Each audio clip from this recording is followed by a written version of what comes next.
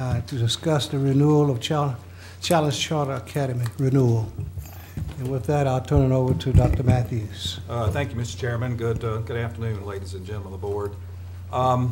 Challenge Charter Academy is currently in its 5th year of operation in the Newton County school system, and as such is up for renewal by this Board of Education. More on that later, but let's do some housekeeping first. The renewal consideration includes the original Challenge Charter Academy petition, big 3-ring binder like this. You may be familiar with that. It's this one. There's 3 different documents. This is the first. This was the original petition that I'm holding in my hand. Then you have a copy of the charter renewal petition, and it's a 3-ring, well, not a 3-ring binder, but as you can see as I hold it up. And then what we'll be working from in the main this afternoon is a smaller document, which is Challenge Charter Academy's response to questions and issues raised by the Newton County School System Administration. And it's this booklet that we will in the main be working from here this afternoon. I do not intend to read every word in response to the administration. I might do so at first, so we'll go slow before we kind of speed it up some. I think we can get through this whole document in terms of all of the responses to all of the questions before 6 o'clock commences. So with that said, and there's no way to do this but to roll up our sleeves and literally walk through this document, their response to our inquiry. But I do want to begin with an important table setting exercise here. I want to begin with the types of charter schools in the state of Georgia at the present time. And I think the best thing for me is to go over here so I can see and use the microphone simultaneously.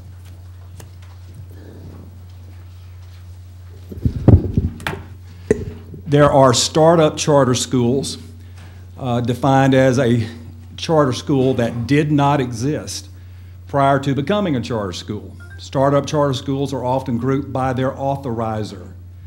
That is to say, locally approved charter schools such as Challenge Charter Academy and the new Newton College and Career Academy, as well as so-called state chartered special schools. So Newton County School System currently has 2 startup charter schools, both authorized by this local Board of Education. There is a conversion charter school, the second type of charter school in Georgia, it's a school that previously existed as a traditional public school. The traditional public school entered into a charter to gain additional flexibility in exchange for greater accountability. We do not have a conversion charter school in Newton County at present, and that's the source for what you see there listed next. Given the consideration that the board has before it and the vote that will occur on a week from today, you need to know as a Board of Education what Georgia regulations say about termination of a charter. Currently, this particular charter school, Challenge Charter, may be terminated for the following circumstances, according to Georgia regs. First, a majority of parents and guardians of enrolled students or a majority of faculty and instructional staff vote to request that the State Board of Education terminate the charter. At present time, Newton County School System contributes some $300,000+ to the operation of Challenge Charter. You do that annually. And the state of Georgia contributes around $800,000 for the operation of Challenge Charter.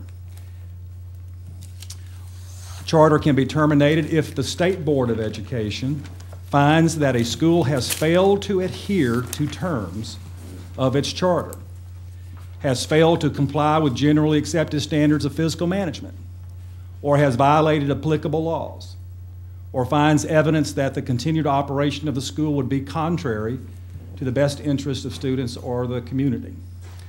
Once the local Board of Education makes a decision, we'll communicate that to the State Board of Education, since this school, Challenge Charter, is duly funded by us locally and by the state. Another way a charter can be terminated is upon the written request of a local board of education, provided that the local board, you, provides a reasonable notice to the school and an opportunity for a hearing. And thus there's the citation for what I just shared. Now, what we have next is just a reminder as to the agreed upon timeline for the charter renewal process. And back on August the 1st, CCA submitted their response, their initial response, in one of the big books, the second big book that I showed as we did housekeeping to start with, where they put forth, here's what we intended to do 5 years ago, here's our current status, and here's what we're looking at in terms of the future. And that was on August the 1st that was to transpire. And then on September the 4th, the superintendent, working with a group of what we call examiners, myself, Dr. Carpenter, Ms. Fury, Mr. Peck, Ms. Bullard, and Ms. Sanders, working with them, the superintendent was to return CCA's response to them with annotation, questions, or comments. In other words, what were the concerns of the Newton County School Systems Administration with respect to their August 1st submission.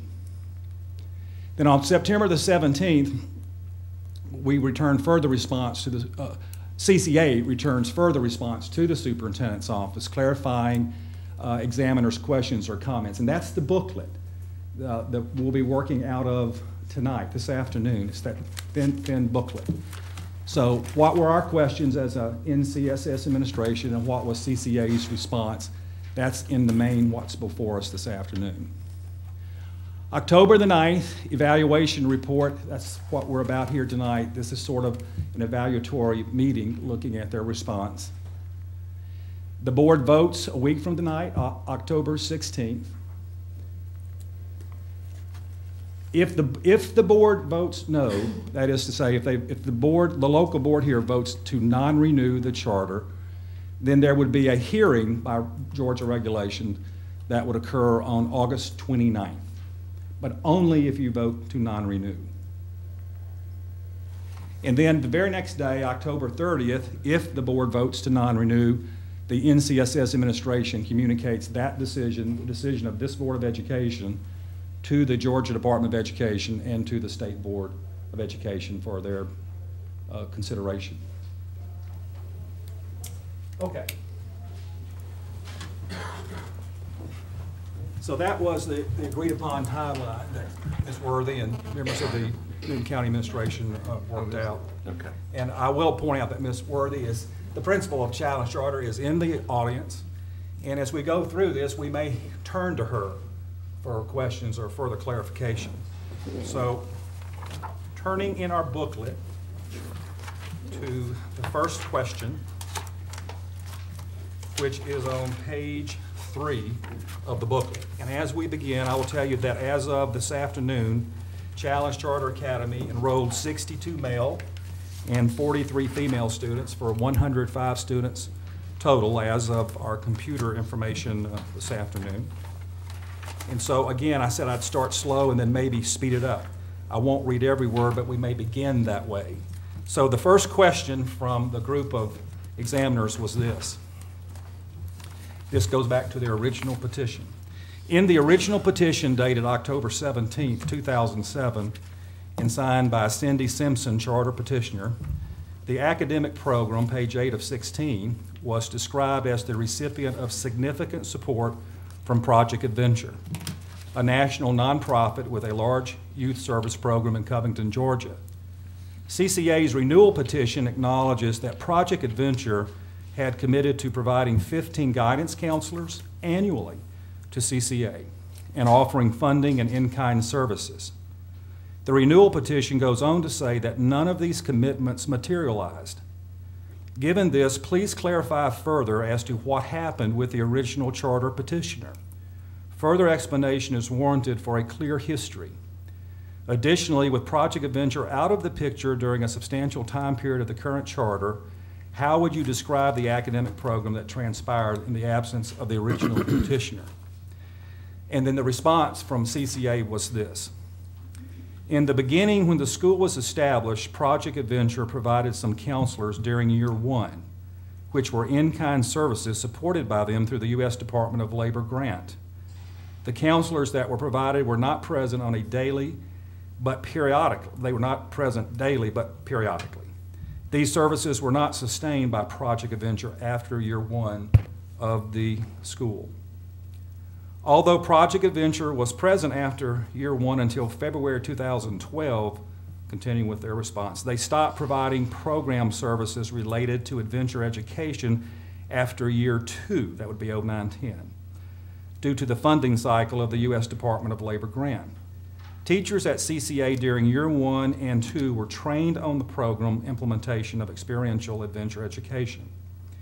Project Adventure has never provided an academic program or service at CCA. In recent years, the Board of Directors, administrators, and staff have sought to place greater emphasis on academics and student achievement. CCA has received continual support from the Newton County school system. So, summarizing, in essence, the original petition indicated that this was a project instilled with the input and participation of Project Adventure, and the respondent says here that they were with them but for a year, maybe a little more. So I think that's something that is captured in question one. Let me stop on question one. Any questions or comment? In question two, there's a lot of questions, so we'll try to get through it. In question two, on page 8 of CCA's charter renewal petition, it is indicated that Challenge Charter Academy will not be operated in part or in full by an educational management organization, or EMO. Instead, the renewal petition, what they're asking you to consider now, states that the CCA board is prepared to establish, operate, and govern the school because of its diversity of professional experiences among board members. I know there are board members here this afternoon. Please specify CCA's board membership by person and profession, and further elaborate as to what steps will be taken to ensure an academically successful school. What set of policies or rules would this new board operate by, if any? And the response says that the academy, since its inception, has not operated in part or in full by an educational management organization. The educational component is provided by the school administration and teachers, which are monitored by the Challenge Foundation Board of Directors. The board works within guidelines of the policies and procedures and provided in the bylaws of the foundation and the Georgia Charter Schools Association. In efforts to ensure an academically successful school and student achievement, the board has required Challenge Charter Academy to hire certified and highly qualified faculty since 2009. Again, not reading all of this, I'm not going to read you word for word this afternoon. I know you're glad. The current board members are as you see them. And it's Dr. Gwendolyn Catledge, who's here in the audience, Mrs. Terry Pruitt, Mr. Charles Wilborn, Captain Craig Treadwell, Mr. Tommy Haley, Mr. Lee Mayfield, Honorable Judge Samuel Osborne, Attorney Michael Sheridan, and I think there was one person we left off. Randy Connor. So that's who the board is, and they tell us in item 2 here that they will operate by their own bylaws and in keeping with the Georgia Charter School Association's work in policy and procedures and the like. Question 3, regarding CCA's graduates in the class of 2012. Now again, we're gleaning these questions from their renewal petition. That's where we're asking the questions, or we're asking questions about the renewal petition. Regarding their graduates in class of 2012, please specify how many students entered CCA in 2008 as freshmen and how many graduated in 2012. So like a 4-year cohort, in other words. Additionally, if the number of graduates for the years 09, 10, 10, 11, 11, 12, as shown on page 9 of their renewal petition, who may or may not have returned to their base school for graduation exercises, how many students began the 12th grade in each of these years versus how many graduated in each of these years. Now we're asking who started the 12th grade, how many ended in the 12th grade. So we're asking for both the 4-year cohort and then year by year. And their response is as follows. Of the graduating class of 2012, there was one student who entered CCA as a freshman in 2008. There were 13 students who began CCA in the 12th grade in 9-10. Of those 13 seniors, 5 graduated. There were 16 students who began CCA in the 12th grade in 10-11 school year, and of those 16 seniors, 5 graduated. There were 17 students who began in the 12th grade in 11-12 school year, and of those 17 seniors, there were 8 who graduated from CCA, and you see the chart. And I'm not going to go over the chart, but it is on page 6 of the response. So in essence, you see there that they have the information that we asked for. Your ultimate judgment is what matters on those numbers. Question 4. Regarding student achievement results shown on pages 10 and 11 of the renewal petition, it appears that CCA for the last 11-12 school year did not meet Goal 2 of their original petition related to end-of-course test results for English Language Arts, American Lit, 9th grade Lit, and Math 1. Is that correct? It also appears that CCA met Goal 2 for Math 2, though the percent meeting proficient or exceeds was 13%. Is this correct? As regards to Goal 2, with respect to the Georgia High School graduation test, it appears that CCA did not meet Goal 2 in either English Language Arts or Mathematics for the past 2 years. Is that correct? And the response comes back, it's correct. In regards to Goal 2, CCA did not meet the goals as documented in the renewal petition. Based on data from the Newton County Board of Ed website, the percentage of students passing into course tests is provided in the tables below, and they go through the tables. And in essence, what you see on these next several pages and from what you just heard in their response, they confirm what we said about their meeting the goals or not. They met some of the goals and not others, as noted through these pages here. We'll look more closely and I think more succinctly at student achievement before the afternoon is out. I'll stop there to see if there's any questions at this point. It's fairly straightforward. Question 5. Regarding student achievement results on page 11 of the renewal petition related to Georgia's Criterion Reference Competency Test, it appears that CCA met Goal 3 when averaging scores across all 3 grade levels, 6, 7, and 8, for 2011-12, though math was 38% passing. Is this correct? And then parenthetically, for your information, our Director of Testing, Research, and Evaluation, Newton Counties, that is, has provided a chart showing challenge charter compared to Newton County school system data for 2010 through 12, and that's what we'll look at momentarily. Response, CCA is proud to have demonstrated continued improvement in CRCT scores each year across each of the content areas. Graphs below are based on data from the Georgia Department of Education, and they get into that data, which they show through all the way through pages, considerable number of pages here, all the way through page 23 of their response document. Now, the data that we'll show you on student achievement momentarily is data that is a little bit better, more positive, in other words, than what you see in their response to us, and that's because we've included the retesters. So they had students who took the retest on Georgia assessments and who passed. And so what we'll see when I go to the screen behind me shortly is the most recent data and a more improved picture than what you see in the book of responses here. But you'll have both to look at. Question 6, regarding Goal 4 of the original charter, it states that CCA will increase the proportion of students performing at or above grade level as demonstrated by the successful completion of appropriate course requirements by approximately 5% each year. CCA's charter renewal petition states that according to the Newton County school system, this information is not currently available. In CCA's view, is this particular data collection something that CCA should have tracked during the course of its approved charter, or is it something promised in the original petition by the Newton County school system? Please clarify. Response. Due to the higher number of CCA's student population being transient, records were not consistently and accurately tracked. This is not a task that Newton County had promised that it would provide for CCA. Based on our experience now at the school, improvement in tracking the transient students will be beneficial in the future and will be performed by CCA.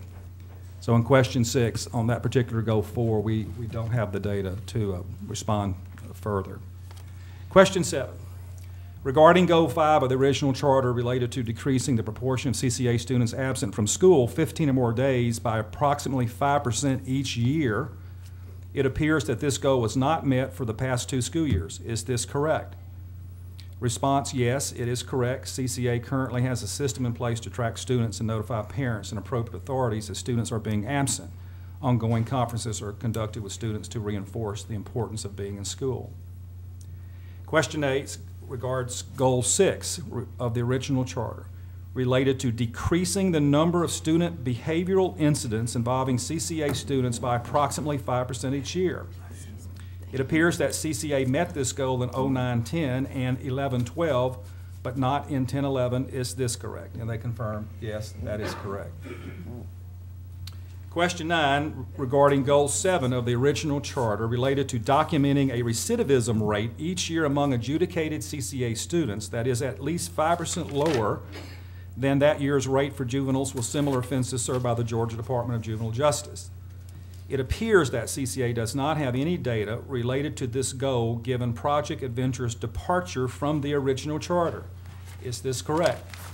The response is this goal was collected by Project Adventure as a part of their U.S. Department of Labor grant.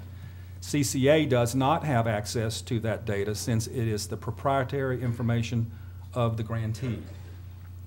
Question 10. In the original petition dated October 17, 2007, the description of the educational program defines the parameters of the curriculum, which include the following. A, emphasize active project-based learning and adventure/experiential education. Has CCA implemented? And the response was that CCA has implemented project-based learning. Many projects are utilized as the culminating activity for each unit of the curriculum. The project options are often differentiated. The Adventure Experiential Education Program was facilitated during our first year in which the Department of Labor grant provided funding that was used for training and implementation. Component B incorporates best practices, still talking about the curriculum, incorporates best practices for education of at-risk youth, what best practices are currently in place, and you see their response. Now here's where I'm not going to read you every word, but I'll read you some of the words. Their response included smaller classroom settings, student-friendly environments, a respect model which emphasizes responsibility for self-learning, goal setting, making responsible decisions. Students are made aware of the aspects of the respect model. Component C, still dealing with the curriculum, accommodates a broad range of skills. How do you capture a student's skill level? This is an important question, and the response from CCA is as follows. They utilize the county-issued benchmarks, summative assessments pre and post, classroom-based assessments, STAR assessment system, format assessments, as well as prior year's CRCT and EOCT results to determine the student's current skill set and facilitate learning, establish student grouping, and design individualized instructional lessons with the student in mind. They also pay attention to learning styles you see in their response. Component D, still dealing with the curriculum, adapts existing curriculum. What tools does CCA use to adapt existing curriculum? They suggest that they follow a standards-based approach through the Common Core Georgia Performance Standards, Newton County's curriculum map and best practices, Marzano's instructional practices, homework and practice, non-linguistic representations, etc. They incorporate the use of textbooks, supplemented resources, materials, technology, such as netbooks, active boards, proprietary software applications, implement skills and instructional strategies through attending ongoing professional development in Newton County-sponsored staff development. Next, as tedious as this is, I think it's important for us to air publicly what CCA's response is. What is their curriculum? How it's important. So we just have to roll up our sleeves and continue on. How has Challenge Charter to this point utilized the above itemized strategies? What programs are in place to address at-risk youth? What examples of project-based learning are available for review? What adjustments to the curriculum were made after year 2? What data was utilized? That's when Project Adventure essentially was gone. What data was utilized to determine success, failure of adventure learning? Are there data available to address the continuation of a strategy or the abandonment of a strategy? What data supports refutes the use of curriculum activity packets? What data supports refutes the use of worldwide interactive notebooks? These questions being asked by Deputy Superintendent Fury and Mr. Peck in curriculum, having read their response, their earlier renewal petition, that is. So the CCA response is the only educational institution within Newton County that has students against destructive decisions. That CCA is the only institution here that has that program called SAD, Students Against Destructive Decisions. Student-teacher mentoring, Future Business Leaders of America, as well as other clubs and student interest groups. We have offered Girl Talk in collaboration with the Girl Scouts. Our goal is to establish the partnership with the organization. CCA is in the process of gathering information and researching programs for at-risk youth, including inquiring about partnering with Upward Bound program, the Upward Bound program. Project-based learning that was asked about by our curriculum department, the response is project-based learning is not being incorporated as it was identified in the initial petition. They go on to say that, however, though, many of the teachers, they believe, integrate project-based learning activities into their regular instruction. Now, there's a whole flood of other language in this response, as you see there. I'm simply not going to air that aloud. They simply begin to outline various things that they're doing in the curriculum in the classroom. So I'm not going to take our time to read all of that. I'll read some of it, specifically with respect to the second year of existence at CCA. They say in their response that they strictly abide by the Georgia Performance Standards. More technology was incorporated, they say, by way of video, netbooks, podcasts, Discovery United streaming, Brain Pops, active boards, and the like. They go on to say, as it relates to adventure learning, this was fully initiated at the initial 2 years of the opening of CCA. All training was facilitated by Project Adventure. CCA has no data supporting the outcome and effectiveness of adventure-based learning. In regards to determining the success or failure of adventure learning, all data was tracked and maintained by Project Adventure, which is not available to CCA. As a result, there is no data available to address the continuation or abandonment of a strategy. CCA never utilized the curriculum activity packets or the worldwide interactive notebook curriculum. Both programs were implemented by Project Adventure strictly at their site. CAP projects, or curriculum activity packets, are used by the Department of Juvenile Justice. The Worldwide Interactive Notebook was a program that was supposed to have been implemented as a result of the Department of Labor grant, but it was never instituted. Question 11. According to the original charter, CCA would provide extracurricular after-school programming. Describe the success of your extracurricular programming to date. Describe CCA's local partnerships that facilitate extracurricular activities. The renewal petition indicates that CCA wishes for students to be able to participate on regular middle high school competitive teams. Is this accurate? How will you work with secondary schools to develop an acceptable model? CCA's response, they say through the 21st Century Grant for 1 year, CCA offered an after-school program, which included academic assistance, other educational opportunities such as art, craft, karate, field trips, etc. The after-school activities attributed to the school's increased academic achievement is demonstrated through our CRCT scores. Our Girl Talk program partnered with the Girl Scouts as part of their programming for at-risk girls. CCA has a flag football team which competed with teams within the metro area. The team had a very successful season. As a part of the school's present flexible learning plan, CCA proposes to offer after-school intercession and summer programming for students. Now, that's not happened yet. That's what's proposed coming up. Okay. CCA plans to sponsor other competitive teams in the future, such as wrestling, cross-country, volleyball, offered for both middle and high school students. CCA is now a member of the Georgia High School Association.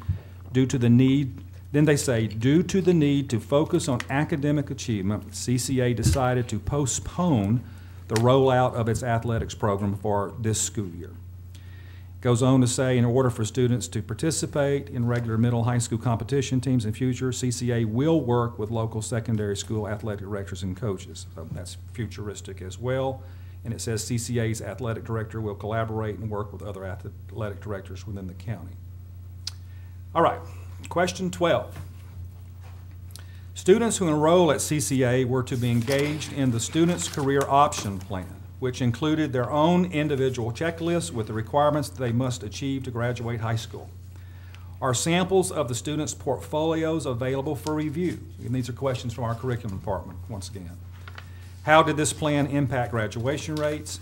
Under the new petition, will CCA provide its own CCA diplomas? Are CCA diplomas recognized as SACS accredited? The response is this. During the first year, students were administered the 21st Century Skills Assessment as mandated by the county. Currently, there are no student sample portfolios available for review for Student Career Option Plan from prior year. And it says, in an effort to improve the quality of their guidance program at CCA, the counselor meets with students to educate them about graduation requirements and career options. In terms of the impact on graduation rates, many of the students transferring to CCA have been in need of credit recovery. CCA does provide its own diplomas, which are recognized by the SACS Accreditation Agency. Question 13, coming from the renewal petition, once again, CCA's method to support students with disabilities is through parent communication. We're quoting from their petition. What impact has CCA had on students with disabilities achievement over time? What educational supports are currently utilized to address students' academic deficiencies, and what is your success rate? The response is, as it relates to CCA students with disabilities, CCA has been instrumental with assisting students with getting back on track academically and behaviorally in an effort to achieve their goal of transitioning and transferring to their home school. The educational supports that CCA offers is no different from those used at all schools. It adheres to IDEA rules and regulations and the like. And not reading every word now, the last sentence says, the success rate of our students has not been consistently tracked due to the transient student population. Question 14. In the renewal petition, remedial services are described as being provided via the augmented class model. How will CCA determine the teachers to support the 15 students, I presume, in the augmented class model? Will you hire additional personnel? The response is, presently, CCA does not utilize the augmented class model at this time. The model is listed as an option in the renewal petition. So while it was their intent, it's not what they did, but they intend for it to be the model in the renewal petition.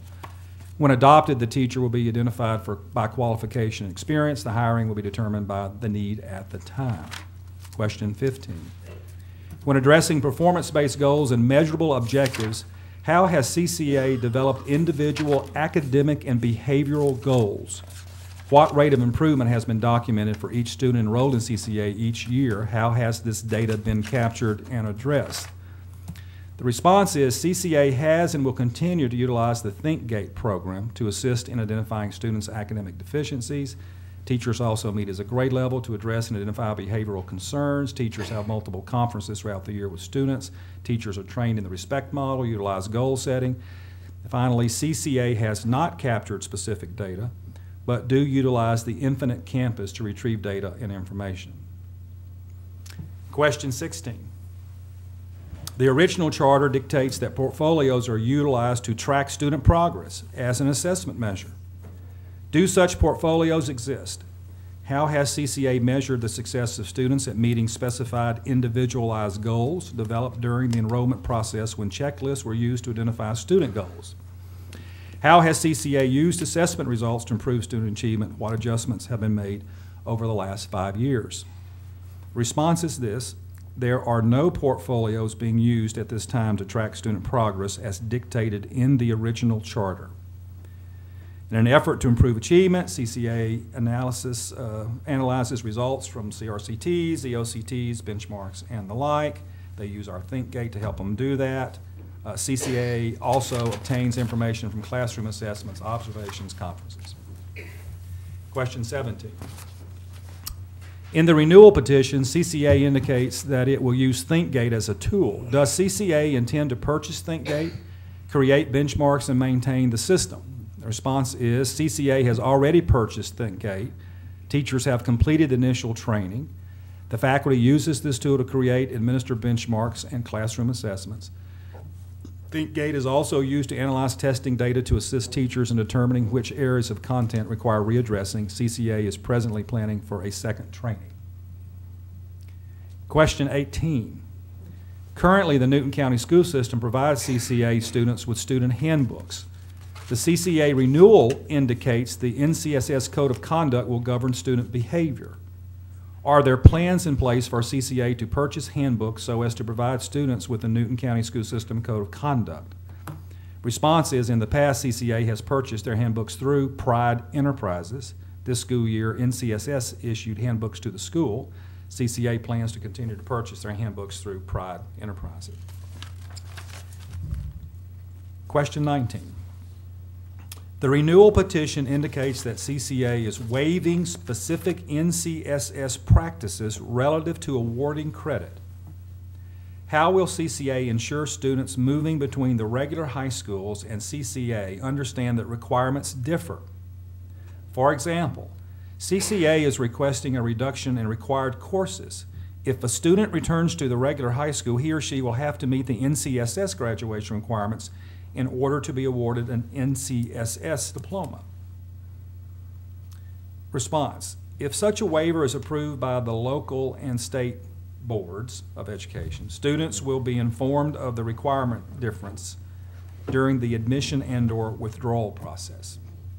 During the admission process, students will be required to sign an agreement of understanding of the requirements difference as they remain at CCA. The agreement will also specify that students will adhere to Newton County School System graduation requirements in order to be awarded a Newton County School System diploma should they decide to withdraw or move between CCA and one of the regular high schools in Newton County. Sam, did you want to say anything else about that one or not? Is that sufficient? Okay. Question 20. I have a question. Yes, please. Does that mean, Sam, that they would necessarily graduate with CPC deficiencies?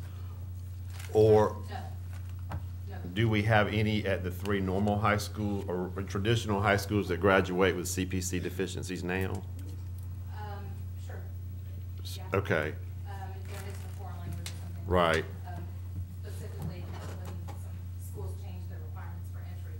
But even with the reduction of credits, because of the 7-period day, each subsequent class has fewer numbers of credits. So, for example, this year's sophomore class, their requirement is 23, as they're only, they can only attain 24 credits. Or 28, depending upon whether they're taking 6 courses or 7 courses. So, according to what I read, CCA is requesting a waiver to step away from what the requirements are for those kids who sat on a block schedule, our current juniors and our current seniors. But if I understand correctly, I think that they probably won't need that because the class that they're referencing will follow the same credit requirements because they're looking at their 10th grade students. So Okay. I don't think they'll need a waiver. We'll all meet the same requirements at the Okay. end of the day Okay. for sophomores. Okay. We're almost finished with this first important part. We're getting close to the end now. On page 32 of the renewal petition, middle and high school math are addressed with 3 charts. However, all other content areas are not addressed in terms of long-term improvements. Is this correct? If so, why? Response: math was identified on page 32 of the renewal petition as it is a major area of focus and improvement for middle school and high school. All of the other content areas will be addressed in regards to long-term improvements as well. Question 21. Given the new accountability instrument, meaning the College and Career Readiness Performance Index, the state of Georgia's new accountability system, as well as the future performance targets that determine priority, focus, alert, or reward status, how will CCA ensure students are meeting and/or exceeding performance targets as well as earning the optimal associated points for each area of content mastery and beyond? It would be prudent to build the goals of CCA around the new accountability tools. This is our curriculum department commenting now. Side note, Math 1 and Math 2 and Math 2 and Math 4, Newton County School System will no longer offer Math 1 and Math 2 to incoming freshmen as we move toward the Common Core course sequencing that reflects discrete math, like the traditional geometry course, Algebra 1, Algebra 2, etc. Response from CCA. As an identified priority school, CCA is assigned a state-appointed school improvement specialist who is also assisting with explaining the new accountability instrument as well as the future performance targets. On an ongoing basis, the CCA administrator and staff will continue to adhere to the new accountability instrument. In terms of ensuring focusing on the performance targets, CCA continues to implement research-based practices. For example, our middle school classrooms have adopted and used the interactive notebook as required by the Newton County Board of Education after introduction in the Dan Mulligan workshops. Our high school classrooms are in the process of implementing the use of interactive notebooks. These notebooks are utilized by each content area and houses guided reading activities, lab reports, vocabulary, lesson summaries which gauge understanding, notes, handwritten, pre-typed, classroom procedures, etc. Members of CCA's leadership team attended the Summer Institute for the Priority School, which the board may recall. A priority school in Georgia puts the school in the lowest performing 5% of Title I schools in the state. So that's the definition of a priority school. CCA's teachers and staff will participate in professional learning trainings regarding the new accountability tools, instrument, and Common Core Georgia Performance Standards, CCGPS. Then what we see on page 33 of this document are some comments that were offered, I believe, by Dr. Carpenter and or Ms. Sanders, as they were some of the examiners here in Newton County. These comments are relative to the response provided in section 30, and that's see pages 39, 40 of the renewal petition. And here were Dr. Carpenter and Ms. Sanders' comments. We no longer, this is Newton County School System saying this, we no longer issue temporary contracts to new certificate employees while we await background checks, so that paragraph is no longer applicable. And see paragraph 1 on page 40. The superintendent, next note, the superintendent does not confer with the Board of Education on criminal records charges as a matter of procedure. Any determination regarding employment of individuals with unsatisfactory background checks are made by the superintendent's designee, meaning the Human Resources Director, in our case, Ms. Sanders, in consultation with the school board attorney. And it says see paragraph 2 on page 40. So those were just some comments that we were making back to CCA as they go forward. All right, another set of comments. Comments relative to the 5-year budget projection that CCA had in their Appendix N. And here's what Ms. Bullard out of the business office in Newton County said. First, it does not appear that CCA has enough budgeted for an increase in TRS in health insurance over the next 5 years. Note, the TRS contribution, Teacher Retirement System contribution, for employees will be 12.28% beginning in fiscal year 14, and there has been significant conversation about the probability of increasing the employer contribution for classified employee health insurance to an amount equal to that of certified employees. The current amount for certified employees is $912.34 per month. Next note. There appears to be a reliance on Title I Part A, 1003A, School Improvement Grant, and Priority School Program funds over the entire 5-year period. These funds are contingent upon the school being labeled as a focus school. CCA is supposed to get some amount of these funds in 2013 through 15, but must continue to be labeled as a focus school for them to get the funds in fiscal years 2016 through 18. These funds should be used to provide educational services. That being said, there should be $136,900 in the budget that can be readily cut if these funds are lost. So that's a very important note or caveat from our business office back to CCA. Next note, even with the estimated growth in the number of students, there is not budget in any year for computers, instructional equipment, or classroom furniture. Now, the response from CCA to all of that is as follows. We have read the comments that you have provided and will incorporate the changes. In regards to future technology purchasing, we recently updated our computers at the school and will take note for future purchases. All right, that concludes the first section of this document with respect to the questions that the Newton County School System Administration had for CCA. If you turn beyond the blue page in this document, you will then see what's labeled high-quality charter school self-assessment. Now, this is included because I wanted the local Board of Education, our local Board of Education, to see what the State Board of Education will review. The State Board requires this document, and it requires that CCA respond, as you see here in writing, to this document when the State Board of Education reviews the charter renewal petition. So it's not very long, but let's air it publicly. Okay. Under academic results, this is the state. Is everyone, do you see where I'm at? Is everybody, Mr. Metters, do you see where I'm at? And Mr. Turner, everybody, we're all good. Okay. All right, under academic results, school made AYP in each year of the charter term. That's under the old No Child Left Behind law, no longer in existence. And the school's response, CCA's response could be, agree, we made it, we made AYP each year of the charter. Or we somewhat agree, we made it some years and didn't make it other years. Or we disagree, we didn't make AYP in each year of the charter term. And given the statement, school made AYP in each year of the charter term, the response was disagreed. And the comment from CCA was school only made AYP in 2009-10, which would have been the second year, I believe, of your existence. All right, then the next category from the state is absolute student performance. Exceeded state expectations in all subject areas in all grade levels. And the CCA response was disagreed. And the note was from CCA. CCA was identified as a priority school due to low performance.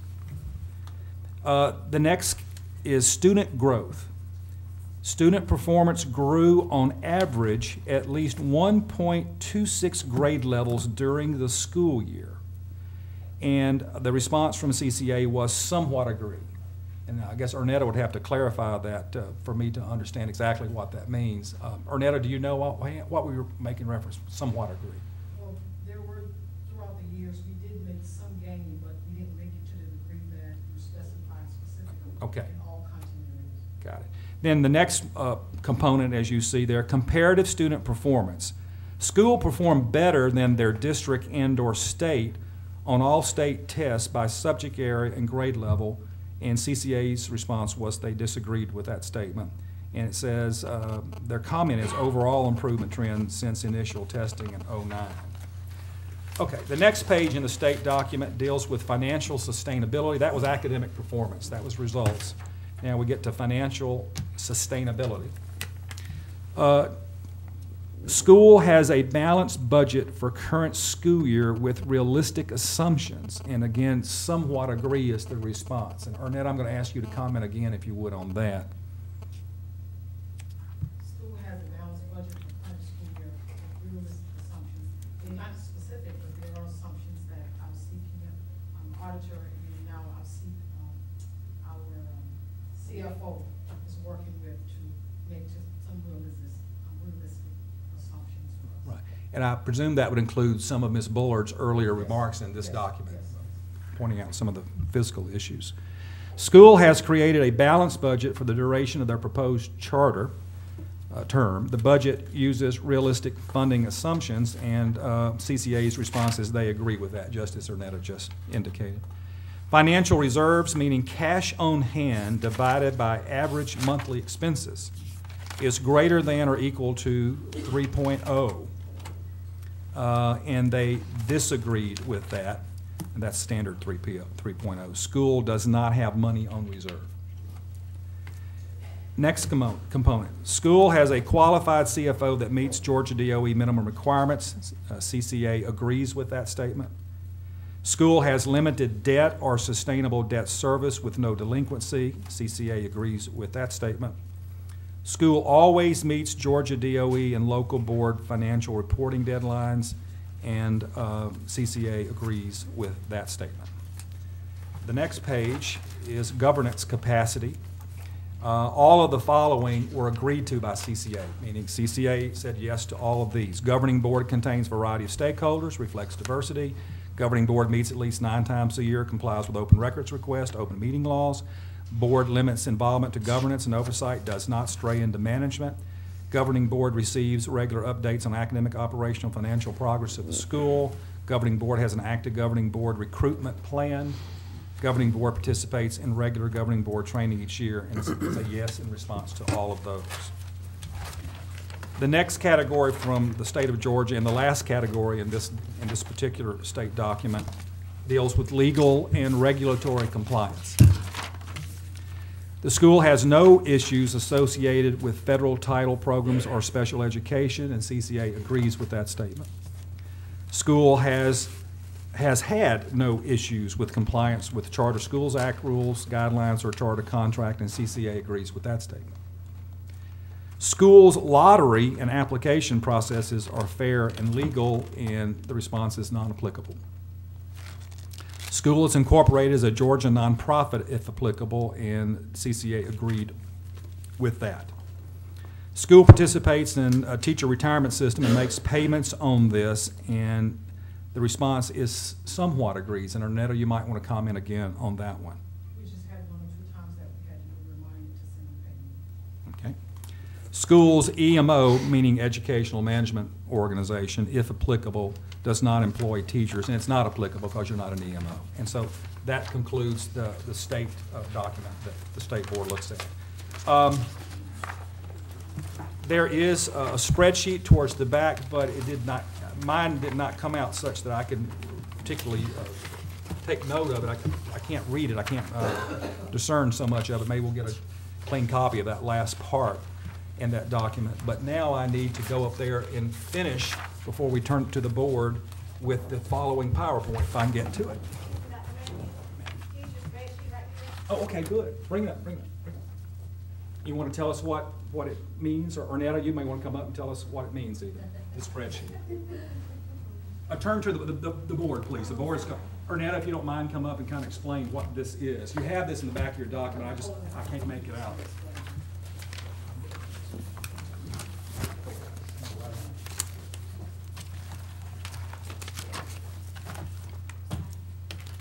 Can y'all hear me? Okay. This is a renewal charter petition performance benchmark goals, target, and goals and targets report. So we have targets of not met, significant progress, and then met. So we have academic goals and non-academic goals. We have performance goals that measure, say, academic goal 1 is the increase the high school graduation rate by approximately 5%. Each year among the CCA students who did not transfer back to their originating school. So in the first year, we did not have any data, so that's where the asterisks are. The second year, we have gains, because we didn't have any data for the first year. We do have gains as indicated in green. Then for the third year, we do have several that we did not meet, but for the most part, we still had gains, with one significant gain. And I'm sorry, I can't go all the way across, but it was the 35.7%.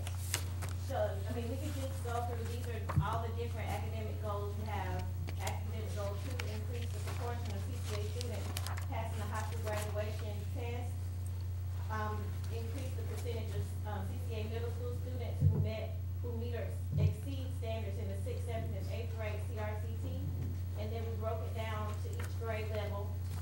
And this is where we pulled in data from the state for the CRCT results as it relates to, and these are the percentages of students within our schools who passed and did not pass. And we have, late this afternoon, we covered an electronic copy. Sam forgot to send it to us earlier, I think. But yeah, she didn't realize she had it. But she has an electronic copy of the chart you just saw. We'll send that to you. We'll forward that to you. So in fact, what you see here, big picture, the red is did not meet the performance goals. Those, the yellow, though they had significant progress, and the green they say is where they met the targets. I'm going to end with a slide behind you. I'm going to repeat what I said earlier. The numbers that you see here are more positive than the numbers in their responses to the Newton County School Administration, because these numbers include the retesters, kids who took the retest and passed it. So this is a more positive look in favor of Challenge Charter Academy. It shows only 3 years. Note the school's now in its 5th year of existence, but yet you have 3 years of data. Dr. Skinner's going to tell you. Where's Dr. Skinner? Stand up and tell us why there's only 3 and not 5 years worth of data. The first year that Challenge Charter was in existence, it was joined with Project Adventure, and Project Adventure actually was housed here in Newton County. And Challenge Charter students were reported with Project Adventure students, so the two were put together, and nobody took the data and removed Challenge Charter and separated from Project Adventure. So for that first year, there was no data collected separately as Challenge Charter, but the next year, which was their second year, they did start getting data on their own. Arnett, does that jive with what you know? Yes. That's what we found out later on. Okay, very good. All right, so look in the chart up here. For the 3 years of student achievement data that we have, we show a comparison of Challenge Charter to the Newton County school system as a whole. And so it starts with 8th grade writing. And if you just go right down the column, you see the numbers, 56, 61, 71. Two things I would say. First of all, is there improvement there or is there not improvement, like in that particular example? And is 71 satisfactory to you as a board member? Or you want it closer to 79? Of course, we want it to be 100. But those are the kinds of things you ought to be asking yourselves as board members, and looking at not only is there progress being made, but is the level of performance something you want to sustain by renewing the charter. So you see there, and I'll give one example, one only. In 2010, 56 in 8th grade writing, the county as a whole had 78, so that's how you read the chart. In 2011, it was 61 to 81, and then 71 to 79. You see how it reads. Then you get to the CRCTs, and this is for grades 3 through 8. So you see reading left to right, you see Challenge Charter reading, Newton County School System reading, and then English Language Arts for the two entities. And then mathematics for Challenge Charter and Newton County School System. You can see that math is an area where we have some concerns across the state of Georgia in our system and at Challenge Charter Academy. Then you see science, the numbers there, percent of kids meeting or exceeding. That's what these numbers mean. Then you see social studies for the two entities. So that's for grade 6. So I'll give it to you. There's a snapshot of what we have for grade 6, Challenge Charter vis-a-vis Newton County School System. And you see grade 7 is the one that's the next one. For all those different subject areas again, I'm not going to repeat them. You have it in your possession. There are the numbers. Then you see 8th grade, staying with CRCTs, and you see Challenge Charter vis-a-vis Newton County School System. Then on the next chart is the Georgia High School Writing Test. For TFS at the top means too few students. When there's too few students, then there's no data to enter, and that's under Georgia regulation. So you see those numbers, Challenge Charter vis-a-vis Newton County and Georgia High School Writing Test. Then you get to the Georgia High School graduation tests, which are no longer applicable for most of our students as we're going to the EOCTs, the new accountability system. After the high school graduation tests are the EOCTs for 9th grade Lit, American Lit, Math 1, Math 2, coming down, biology, physical science, U.S. history, and economics. So there are those numbers that we have. So lights on.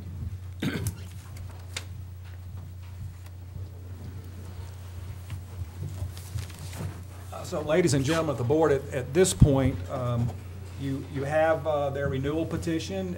You have their response to the administration's inquiries. You've seen the student achievement data. We've mentioned the current enrollment of 105 students, I believe we said earlier. Ernetta, remind me, in the renewal petition, what was the number of students you project going forward? Do you recall? Okay, 121, I think I heard.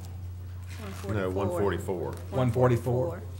What's the ultimate enrollment projected to the end of the next 5-year charter? It was 300 and something. 300 and something. Okay. Okay, I want to pause there and ask the board if you have 308.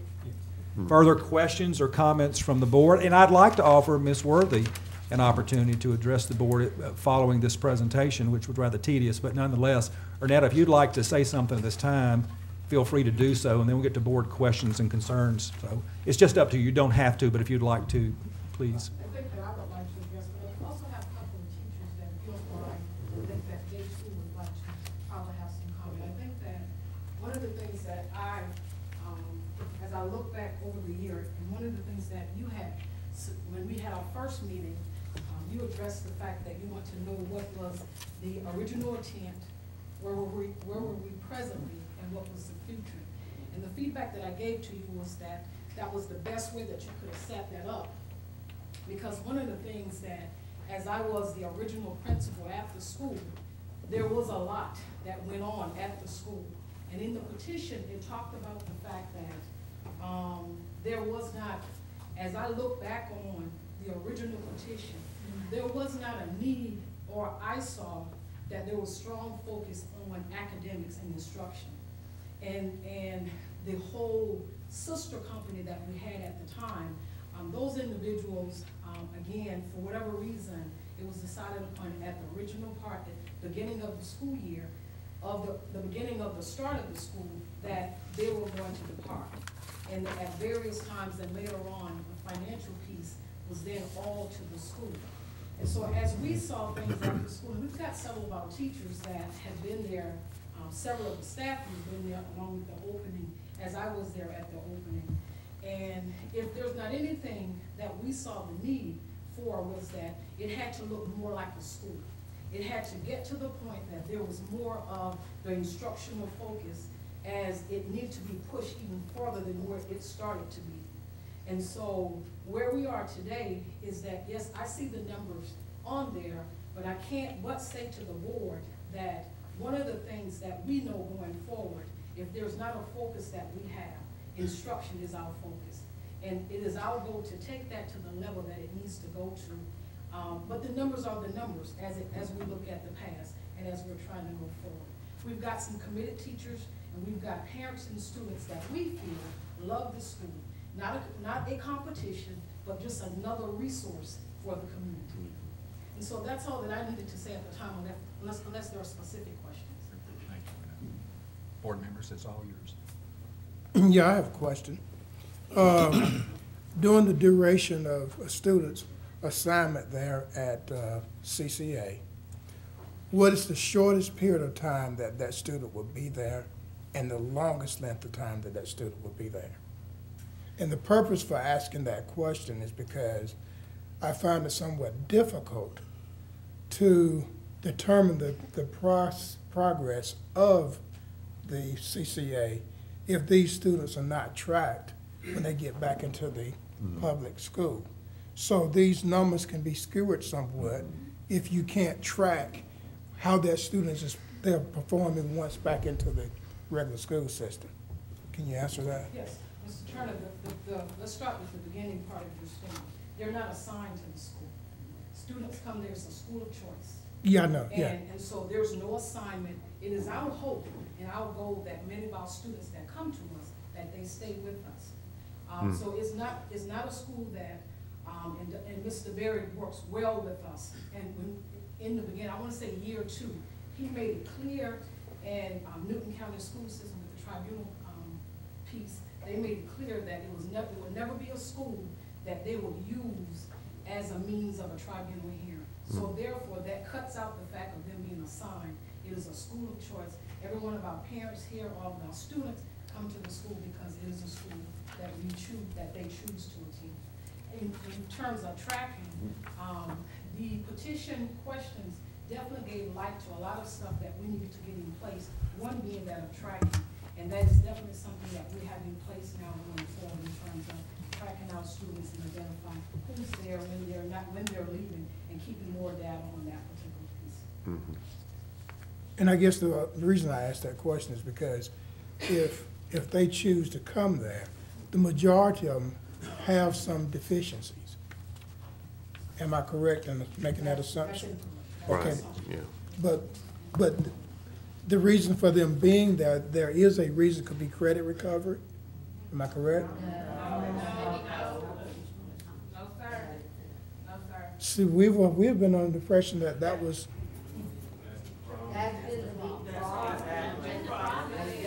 But no, but In here that's it an says- assumption, because if you read the charter and you pay attention to the bigger book here, that's not in here. I mean, what's in here is what you all are saying, is that it is a choice. Because that's the assumption, that was. Correct. That we're getting from other people. Right. And that's, I'm sorry, I get emotional, because this is the assumption that we get from bus drivers, we get it from other people. Why are you going to the school? We work hard to make our students feel welcome, and then they get on a bus and say, somebody's telling them why you're there, because they chose to be here. And we're doing our job. We're making sure that they're getting their education, that they have a warm environment, they don't have the bullying that they have in other schools. They have a smaller class size where we're tracking what they're doing. We're making sure we're on top of them. Their behavior decreases because they have a staff and teacher that makes sure we're on them, just like we would treat these kids like they're part of our family. And that's how they go. This is not something where, oh, they come here because it's where they got kicked Right. out. But this is the impression that they're getting from other schools and other people in the community that have not been in her classes. I want to clarify perhaps some of the question asking from the dais, right from the charter renewal. So reading from page 7 of the charter renewal, this is what CCA writes. As outlined in the mission statement of our original petition, CCA strives to continue to provide a creative pathway for graduation for students who have been on a path of dropping out, have dropped out, have repeated one or more grade levels, have a need to recover credits, are at risk of becoming involved or further involved with the juvenile justice system, underserved populations, and or those that are economically disadvantaged. Students will be placed on a path to high school graduation, post-secondary ed, and productive employment, the overarching goal for student achievement. So I guess what I would ask Principal Worthy or Netta is that mission now defunct? Is that not the new futuristic mission? How does the current status or the future status, the most immediate future status of CCA relate to what was the stated mission? That was the hierarchy of the stated mission. And as I know it, Mr. Turner, that's where that whole reputation came from. And that's The not- mission. Yes, the mission, I'm sorry. And as Ms. Ollie is talking, it is a mission that we are really working on trying to get some more commonality. Because the average student, and let's say that, so I want to say this, that we still may have a student that comes to our school that may have those deficiencies, but it's definitely not it's not that particular student that we will turn away, but it's not the majority of our students. Far-fetched from being the majority as it was the starting of the beginning of the school year. Yeah, So that's where these parents are saying, Right. that's what they know, that we've got gifted, we've got came from private schools, home schools, but that's the reputation that we're now trying to, we've been fighting, I don't want to say fight, we've been trying to collaborate and communicate, but that's not what we are. So this is not the mission going That's forward not- in the renewal. Yes. But even what Dr. Matthews read does not connote to me that it's a punitive assignment or a result of a tribunal. No. Because when you speak of underserved or low socioeconomic, or students who may not have the resources, be they what they may, to succeed, these are gateway-type model students of Gates Foundation money. It's still a choice, in my opinion. Right. I mean, It always and was no- a choice, still is a choice. And the only Right. reason I was asking those questions, not to say that was its choice, but with those choices, it'll help us to have a clear understanding of what type students you have, because those numbers can be affected by who attend that. And have been. Exactly. So that was my purpose for asking those questions. It's truly not, the face of our student population. Right. It's so different and beautiful now, and at the same time, we might embrace some of those students that you just identified. Right. but I'm not sure if Mr. Turner was headed this way, and if you were not, I apologize. But I had this question when I read through everything and studied it. The data, I mean, data is important, and it represents achievement and those types of things. And certainly the STEM data looks like work needs to, there needs to be work there. But I had a hard time, when I put that in concert with the qualitative pieces, the letters, the survey, some of the things, and when I looked at some of the comparisons of system data, which in some areas, I mean, you're closing gaps in some of these areas pretty well. I had a hard time, if those students, how accurate is that data if they are going back to another school? I mean, is the data while there may need to be improvement in science and math and social studies, that quite honestly, that's statewide. Sure. But how accurate is it for me to say that y'all are that low? If the data, if Mr. Turner is kind of where I am, if you can't really find out, or can you find out where those kids go? We have a process in place right now, working with our school improvement specialists in the state, that we are identifying some of those students. That's one of the projects that we're working on now, in trying to capture particularly some of our students that may have withdrawn as we've realized more information about the dropout rate. What's happening with those students? Where have they gone? Even though it may be after the fact, we still, Dr. Watt and Ms. Maxwell, for example, they're working on trying to gather where, if our dropout rate or our withdrawal rate is so high, if it looks at dropout specific, let's go try to hunt down some of those students and try to find out. So they have that project in place now working.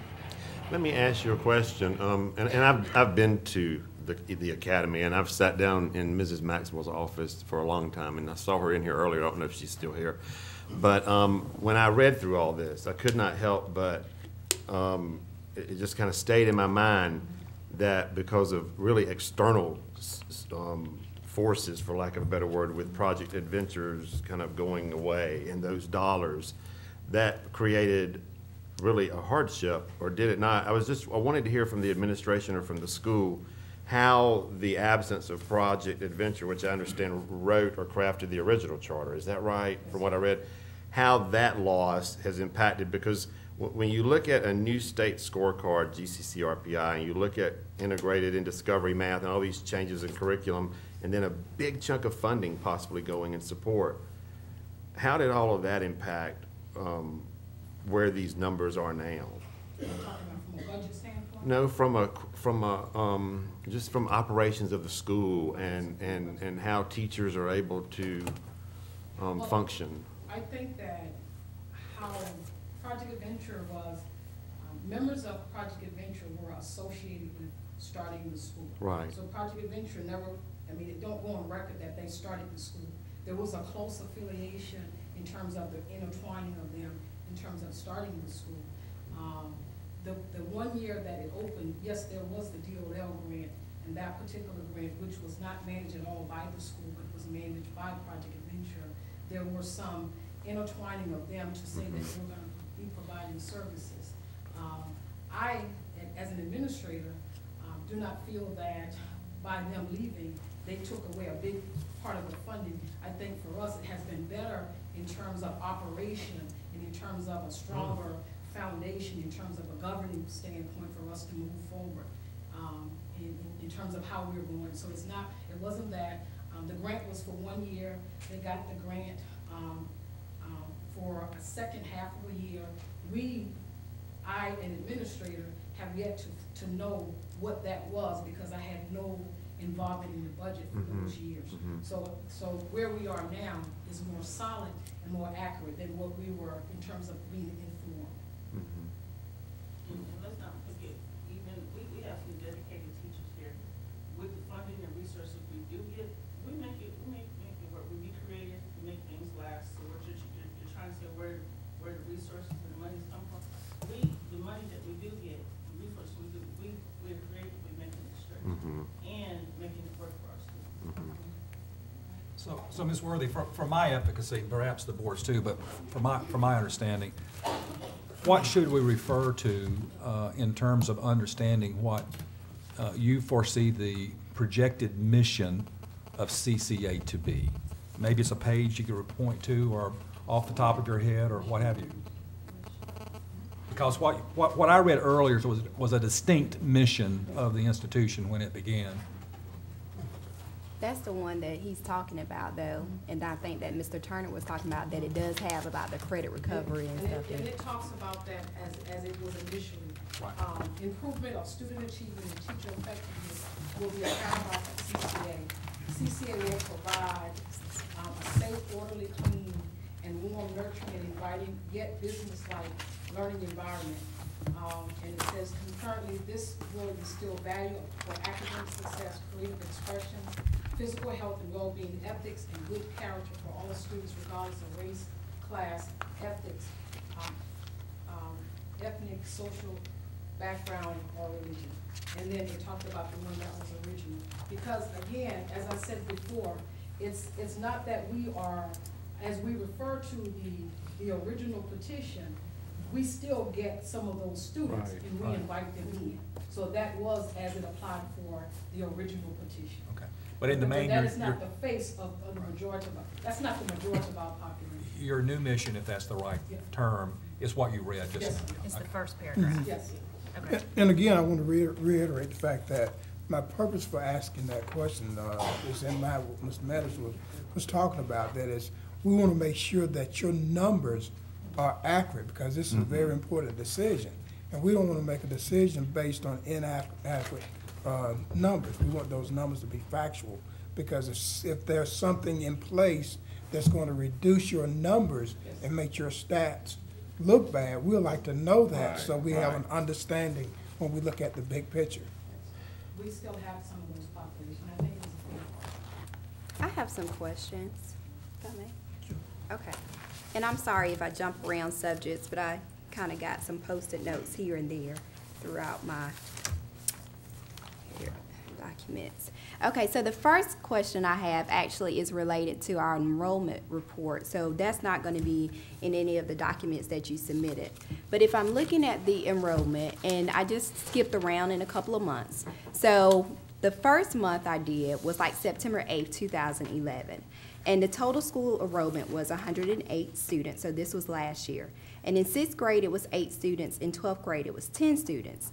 However, between 7th grade and 11th grade, it varied from 17 to 20. And then I used May 23rd of this year, close to graduation. It was 128 students then. But again, in 6th grade, it was 11, and in 12th grade, there was a lower number, 12. And then 7th through 11 varied. And then I took a couple of more months and did the same thing. Like August of this year was 100. And 6th grade, 6 students, 12th grade, 7. Between 7 and 11th grade, 13, 35, 14, somewhere around there. So when I look at this, I see that 6th grade and I think I took about 5 months. I see that 6th grade and 12th grade always have a lower percentage or a lower number of students. So one question I have related to that is, how many students, since 12th grade seems like it always drops off or drops down, how many students typically, is there data somewhere that says that go back to their base school by their senior year? I don't know the percentage of students, but some of them do go back. Here's what has happened in the past, and this, I don't have the consistency, nor do I have the data to specify specifically. In the past, we've had, we would have a percentage of our students to go back to their base school because they wanted to be at a base school for the bigger graduation. A couple of our students in the 12th grade, within those first, before we had our first graduation last year, we did have a couple of our students that had the opportunity to go back to their base school to participate in the graduation ceremony, but they chose not to because at the time, one year in particular, they did talk about the fact of why is it that we don't have our own graduation ceremony. So last year, it was decided that we needed to have our own graduation ceremony, and we did. And so some students do go back to their base school, and some stay with us. And we have had a couple that, as a result of where they were, may have decided to select to transfer out of the school. Okay. So again, I don't have the data to give you specifics. I can get that if you need that, but I don't have that right now. Okay, and then in relation to the base schools, taking that same scenario that I just painted, in relation to the base schools and your recruitment efforts as a choice school, is there typically a referral of specific type of students that you get from our base schools that elect to go to CCA? One of the, I'll just say a little bit before I get to answer Okay. your question. One of the, when I've had conversations with some of the principals, what I try to communicate to them is that at all possible, it is very important that you do not, that we work, that you show that it is being communicated, that we're working with you, and we're not being presented as someone that, if it's not working for you here, then this is where you need to go. Yes. Right. We're still working in that particular area to get everyone on board, to have it be that when they present the school, and this is what we have our enrollment counselor to do, when you present the school to the parent, not to the student, but to the parent, you let it be that the parent see that this is an option for them, that it is not presented in a way that is being punitive in nature, as it is for me that I'm having difficulties along with you, and I want you need to seek other schools. So that is something that we're still working in terms of trying to get everyone to see, as we would like for it to be, that we are another option in Newton County, and we are working in this big educational piece together. So we have since, for the past 3 years, tried to do our own recruiting of students. We've attended a couple of the the bash that they would have. We have since gotten a website, and we have presented our own open enrollment. And we have held in the past, for the past couple of summers, an open enrollment that we've put information out on the cable, just letting the community know that we're here In the paper too, right? Yes, Yeah. and we've done a couple of ads in the paper. So it's not that I think that there's still work in the area of the charter school getting a fair name in terms of being presented within the system, and so I think that that's just a work in progress. So then my next question, using that same scenario and kind of, if I can, kind of saying that there are matters or there are occasions where students from our base schools are sent, well, not sent, are referred They're strongly referred. to, yes, CCA, because, and I've actually seen this happen with my work when I was doing a WIA grant, where a student had missed a number of days, and the base school gave them CCA's name as the first point of reference. So then my question, and I forgot my question, I forgot where I was headed, because I was headed in a good direction. Marketing, communication. Yeah, Is that where you so then, no, what do you do with that student? Because if that student already is, and I hate to say that the base school is sending them there to, well, okay, so but Well, what do that's you a do leadership- with then that that's the student? leadership issue. The Yeah, leadership at what do this you do base with a schools needs student work. One at a time. when accepting that student? I know you said that you try to get your enrollment counselor to talk to the parents and let them know that this is not a punitive, but this is a school of choice and this is where we want to go with this school. So do you ever have situations where you look at this child's attendance record and look at behavior records and stuff and say, this is not going to be the right fit, or do you just automatically? So here's a good scenario. Okay. We have students that come our way, and they do, parents sometimes try to manipulate what was said on the other end. And so we don't, when they come to us, we get the record, when they come to us, we get the initial screening, and if there's a student, when we get the disciplinary record that we are concerned about, we do have conversation along with the principals. We do have conversation along with Renee Finley, and we do have conversation along with Mr. Berry. We have had students that have tried to come in that way without us having all of the information up front. And based on that initial meeting, there has been a couple of times that they may have been, the only option that they had was that they had to go to the alternative school, and they were trying to work around that process without, us having all of the information. And so then we report, or we get information from our contacts at the board office, so that we're working hand in hand. And so we've had that to happen a couple of times, but Renee and Darren definitely support us on that end. Even when sometimes that student might be in between, and again, working with the principals to try to kind of cut some of that off. So if we've got that student that come in, that they did come for choice, they came, it was total choice, they still are open, that they still have the option that they can go to any other Newton County school, they can go back to their base school. In some cases like that, they may come in, we may place them on behavior contract. And we may have strategies in place that we are, again, it's identified that this is where they're students. So that conference for them, that enrollment process with them might be a little bit more longer, or might be longer than, that it would initially be. And we have had some to come in with that we place them on behavior contracts coming into the school, as other schools would do the same. Okay, changing my questions. I'm sorry, you guys. I have. Go ahead, you're asking some of the same ones. Okay. I have another question, and it's about the portfolios that were supposed to be used, I guess, at one point. Were they ever used? And that is for student progress and achievement purposes. Did you guys ever use portfolios while you were there? We've never used the portfolios because the portfolios was a piece that was to be implemented as a result of the DOL grant. Okay. We have since, this year in particular, the end part of last year, as we mentioned in the questions, our career counselor has started an individualized piece in terms of looking at the students.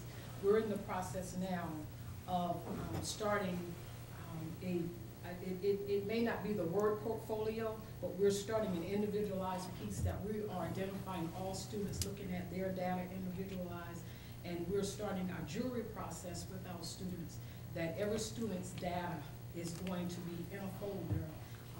Roger, do you want to talk a little bit about that? Now, I'm not familiar with the Project Adventure No, we just talked about section of that portfolio, but as for using student portfolios in the classroom, I know she was mentioning this year, certain teachers have always done that. That's just part of good instruction, keeping up with, like monitoring student improvement. But as for the jury plan that we have that's going to be implemented, is where each teacher and student will meet, kind of like how you all are sitting, where the student is there and they're going over data based on previous test scores. They'll look at benchmark data, CRCT data, EOCT data, behavior, attendance records, all kind of data. And then they'll come up with an action plan together. Everyone who teaches them, along with their students, so that now everyone is on the same page, everyone is accountable. And so that's something that we're getting in place now. We spoke with our leadership team yesterday about it. We're just getting some feedback so that in the next week or two, we can go ahead and implement that. So that's one of our strategies that will help us monitor that. So that'll be our student portfolio for our school-wide. But in each classroom, you better believe there are definitely teachers who are using student portfolios that way. Okay. And then I have another question. Before the adoption of the STAR assessments and the ThinkGate, what type of assessment tools were you guys using? We've always been a part of what Newton County was using. Okay. Yeah. Newton County has always, from the beginning of the school, has included us in on some of the assessments that has been facilitated out. Okay, and right now, all of the teachers there are certified Yes. in their specific Yes. area, content area they're teaching. Okay. We've got 2 teachers that are certified and are seeking a second certification. Okay.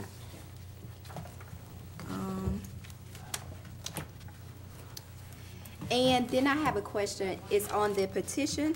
This is going to, I'm through with this one, finished with this one. Now I'm on the renewal petition. I have a couple of questions from there. On page 8, you talk about collaboration with the Newton County Parks and Recreation, and I know you guys are using the gymnasium over there, the Rural Green Gymnasium. And then on the second bullet, it says crucial community and business partnerships aimed at providing internships and work-based learning experiences. and guest presenters relating to subject area content to real-life applications. So I want to know what current businesses have been in place or a part of that aspect. And if any internships, I saw like one internship throughout here, I think it was on page 9. But can you elaborate on that a little bit for me? We have, within the last year, Mr. Wilburn, Yeah. our board, one of our board members, I think we went from probably having about four partners in ed, so we've got about 18 Wow. partners in ed. And these are, we've got the Newton Federal, we've got, help me call out some of them. Ace Hardware, Chick-fil-A. So what we've done in the past is with some of our partners in ed, we tend to organize a career day and invite them to come out and be a part of, for help facilitating a career day for us. We've done that in the past, and we do have plans to continue to do that. Our partners in ed has invited that anytime we want them or one of their service to come out and provide lectures to our classes, that they're willing to do that. Same has been for Judge Osborne, who's one of our board members as well, that he's wanting our students or our history, social studies classes to come out and be a part of his, the court program that he has. So that's something that we have in the work as well. Okay. On that same page, the very first paragraph, you What talk, page are you on, please? page 8. Okay. You talk about online classes, and then there's something in relation to collaboration with parents. So do you currently have online classes, or is that something you're looking towards developing, or is this a part of the credit recovery? Because credit recovery is like a second, and then right behind it, it says, will offer students avenues for credit recovery, online classes. So I thought it was two separate things. We have credit recovery, and we have Rosetta Stone as our foreign language. Okay. That's online. Okay, and then collaboration with parents. Currently, how are you guys collaborating with parents? Besides the jury that she just mentioned. Parents. We have, We talk about principles. We have an open door policy. We have an open door policy. We can come to the school and do what we have to do. I also would like to say, my daughter was one that interned with Judge Osborne this past summer. The open door policy at the school, we come, visit to see what we have to do. I'm a parent. I go to school for alma mater this past year. I think that should go in note. Secondly, the issue why y'all talking about Chandler's Charter like it's a disease? Can I ask Mr. Wilburn, you wanted to speak, can I ask what you might want to just share? Thank you. Uh-huh.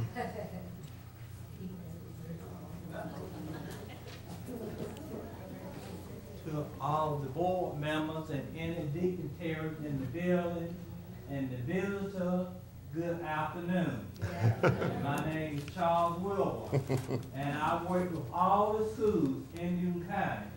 I've been working 2 days with Dr. Carpenter's wife at Alcova High. I work all the schools. And one thing with that, this charter school is needed in Newton County, not for the people, but for the children. That's what it's needed for the children. At Alcova today, one little boy came up to me, he said, Mr. Wilbur, I thank you for what you've done for me at Charter. He was from Liberty, came from Liberty to Charter. Now he's back and he's out at Alcova High. And then another little boy told me, he said, Mr. Wilbur, he said, I need to do some serious study. He said, I'm failing. And I said, well, son, don't ever give up. I said, because it's in the head. Get in the head that you can do anything. And I said, somebody out here to help you. And I said, whatever someone looking over and not taking time, and these teachers at Charter, they put their arms around the kids. These other schools that get in, they are so big, the Newton County schools, they are so large that they can't get the attention they would at Charter. That's just the way it is. And like, here's so many people that are concerned about charter, like the principal was, we got like 18 people in content and education. Everybody I go to, they never turn me down. Because they concerned about the children. And when we look, these are our future. We got, I'm a nurse. We have people we need to be nurses in these schools, need to be doctors, judges, and need to be whatever you need there. You need these children to be attention to them and do good by these kids. New kind of need challenge charge. And I will appreciate every consideration you do to keep challenge charge. Thank you for listening to me.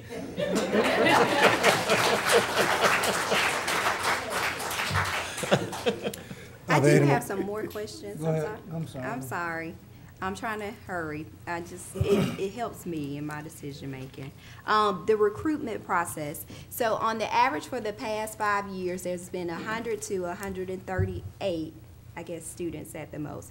How do you plan on, and I saw something, and I can't find what page I saw it on in the bigger package that talks about recruitment with newspaper, back to school functionings and stuff. How do you plan moving? If 5 years it has been a max of 138, how are we going to get to, or how do you plan on getting to 308? One of the things that our CFO definitely, we just hired a new CFO, and that is one of the plans, one of the components that she's trying to develop a strategic plan for right now.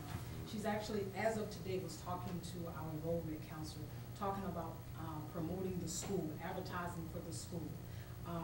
One of the things that we many of our middle school students leave from us and they want to either go back to the base school because of sports, for example. Yeah. And so what we decided was last year, we went through the process of becoming a part of the Georgia Athletic Association. And again, as we talked about in our petition, we talked about postponing that because at around the same time that we were looking at doing the sports is when we got the information about being a priority school, and we just knew that that needed to be a main focus. So we hope that in terms of, as we're talking about advertising, that we too can advertise that these are some of the extracurricular activities that we offer at the school, and hope that that would be another piece as we work with the other schools to increase that enrollment. You have an estimate. The goal is to get to that point, but we truly want to say that our goal is to try to operate if we miss that number, let's say probably shy of 5 students at the school. Okay. So those are some of the things that we hope that as we advertise that we can add into there to present the school to the community. Okay, and then attendance. The percentage of students absent is pretty high. What are you doing, and I saw in here about calling parents. Have there been any other attendance plans, and I saw something about calling authorities too. Have there been any other attendance plans? Because that is a second indicator as well. As we met with our leadership team yesterday, as we have in place from the beginning of the school year to this point, not only are we calling parents, we're sending out letters, we're calling. We're meeting with the students as well. We have an incentive plan in place that we're acknowledging students on a daily basis for perfect attendance, and we're doing that more or less kind of like a shout out on the intercom. But we're also giving out incentives in terms of we're acknowledging those students, giving some certificates out. We're looking at identifying, we have in the work discussion of doing some type of bigger incentive at the end of the 9 weeks, again, to acknowledge the fact that we are saying to our students, it's an honor to have you at school on any given day. We are looking at trying to pull our partners in education in to take it bigger for our students as we are promoting to them on a daily basis about the importance of being in school. So we have some incentive plans in place. We acknowledge our leadership team on a bi-weekly basis are kept abreast of our attendance, and as of yesterday, we are forming a leadership committee that involves some members of our management team that they're gonna come up with a even more succinct plan in terms of identifying students who are absent or who are tardy for us. Because some of those students, our attendance has decreased some, but what we're having to also want to address with our students, that tardy also can lead up to attendance. Okay. So it is something that we are addressing and has addressed as we speak on yesterday. And do you guys have a social worker that also addresses those issues? Do you guys have a social worker that also addresses those issues, or no? If there's a student that's, we utilize Renee again, the social service office, that's open for us, and we have I would want to think that we have a really good working relationship with them and George Hutchinson, as we've got students that are truly beyond the attendance, and that has never ended for us. Okay. And one last question, and I think I'm finished in with all my little notes. And I actually said that I was complete with this one, the smaller one, but I do have one question from that one. And that is, it's related to funding, about the school not having any money on reserve. And that's a huge factor there. So for me, so if funding was cut or not received, do you guys have an emergency plan, or where would income for the days of operation come from? Is there anything in place? I think that as a result, and I'm going to speak on behalf of the CFO, that one of the things that, as a part of an internal control, I can only speak from the standpoint, I think that that's an issue that they are addressing in terms of coming up with the plan. So I don't want to even try to take it to a fibbing end and try to make up something, but I do know it's something that they are addressing from an internal control end. Okay. And then I guess my last question, I know I said You final. said one more question. I was trying to make sure y'all were awake. I promise my last question. And this question may be for Ms. Buller instead, and it's just something, I just need a point of clarity on page 33, because I think that's our response. And it's the bullet that talks about, that being said, there should be $136,900 in the budget that can be readily cut if these funds are lost. That 136, is that coming from the 300 plus that we give them to operate, or is that coming from the 800 plus from the other funds they have? That's those grants that are awarded based on tax and Okay. That's how much the grants are. Okay. Okay. Thank you. Thank you, Mr. Booth. Any other questions from any other members? I had some, but I think I'm going over my notes now. I think Shaquila pretty much answered about all of mine. I will say that in looking at the projected budget in revenues, that does worry me that there's not any extra funds anywhere, because it looks like you budgeted every dollar. And then also the grants that Peggy was, Ms. Bullard was speaking of, because, you know, our goal is not to be a focus school. Our goal is to be one of the top. Well, you've got budgeted in here, I think it's $55,000 for priority schools for the next 5 years. Well, I hope you're not a priority school for the next 5 years. So I think that's definitely got to get looked at. And I apologize, I have not been to Challenge Charter, but what is a day in the life, like? I mean, is it the same as, do your students go through the same? Okay, yeah, I mean, you know, I'm just trying to get my head around, you know, do you have the same absence policies and that sort of thing? You've touched on that, but is there any leeway? Is there any, you know, anything different there? It's pretty much like a regular school. It's going to charter is better for, it's a smaller setting for children that can't concentrate as they would at the normal school, and how it's less confrontations and bullying and all that stuff. It's smaller class sizes. It's smaller class size, Right. so and the teachers actually focus on you more. And I think from my own personal experience that I've done better versus being in a regular high school, because I was on honor roll last year and I've never been on honor roll. What grade are you? I'm in 11. And so I plan on graduating from charter, and so I think it's a better setting than the charter. Well, are there differences for the absentee policy and things like that? It's all the same across the board. Okay, just trying to get my. She has an identical twin that goes to New. Yes. That's it. That answers my concerns. Yeah, most of my. May I speak, please? Yeah. You asked Ms. Worthy about, the enrollment and whatnot, parent involvement. My daughter has been at Challenge Charter Academy since 6th grade. She is now in the 8th grade. Unfortunately, I don't have any paper data to provide you as far as data, but based on the information I've received here for data, I can tell you now that data is incorrect. As far as her academics, my daughter has improved academically and on the CRCT testing.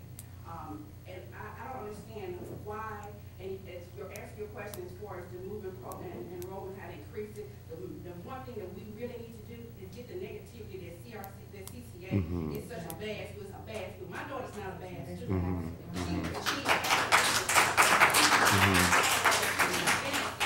Prior to her being at Palmer Stone, she was a BC student. She's been an AP student since she's been there and has improved academically since then.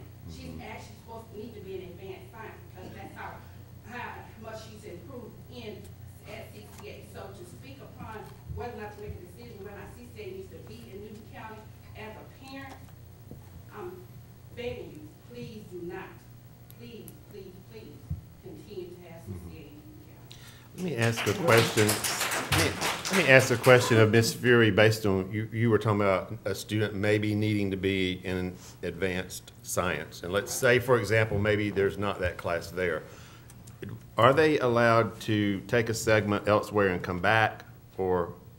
The charter schools operates as a separate entity. Right, right. And so, no. So that coordination doesn't exist. Not to say that we can't implement. Right, right. CCA moving forward. Right. And then as far as parent involvement, since the day one my daughter was enrolled, I've been working with Ms. Guilford from day one. I've always had an open door policy with all my teachers, all my daughter's teachers. I can go to them and call them anytime with any issues or questions regarding their academics or behavior.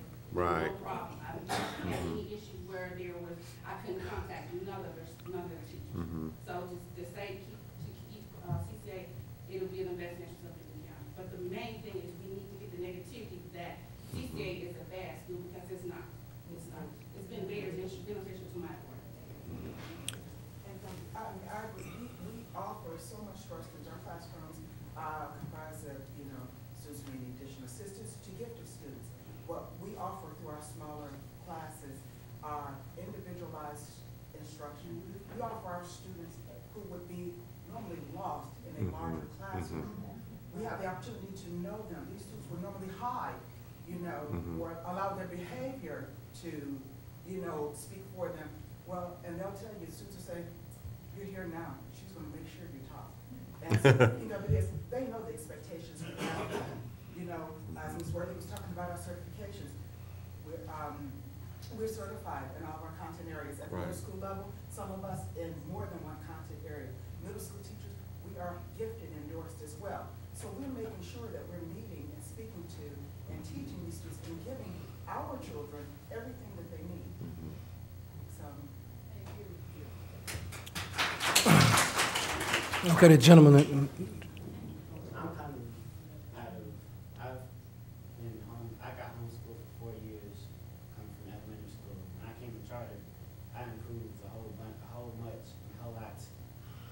Since then, like my math is better, my language arts, biology, everything is better now. I'm coming from homeschool. I love all my teachers very much, but they teach me. If I have problems, they teach me. They take time out of their schedule to teach me how to learn this or learn something else. So I'm coming up just saying that I love charter and I don't want you guys to shut it down.